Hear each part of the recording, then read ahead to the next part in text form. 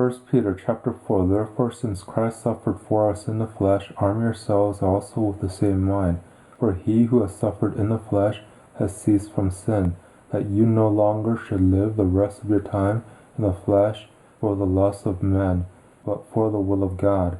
For we have spent enough of our past time doing the desire of the Gentiles, and having walked in lewdness, lust, drunken binges, orgies, carousings, and abominable idolatries. I think it is strange that you don't run with them into the same excess of riot, blaspheming. They will give account to him who is ready to judge the living and the dead. For to this end the good news was preached even to the dead, that they might be judged indeed as men in the flesh, but live as to God in the Spirit. But the end of all things is near.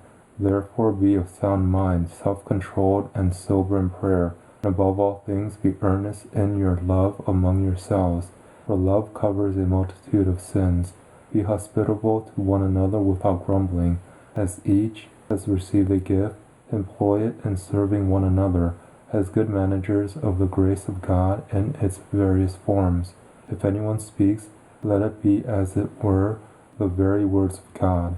If anyone serves, let it be as of the strength which God supplies, that in all things God may be glorified through Jesus Christ, to whom belong the glory and the dominion forever and ever. Amen.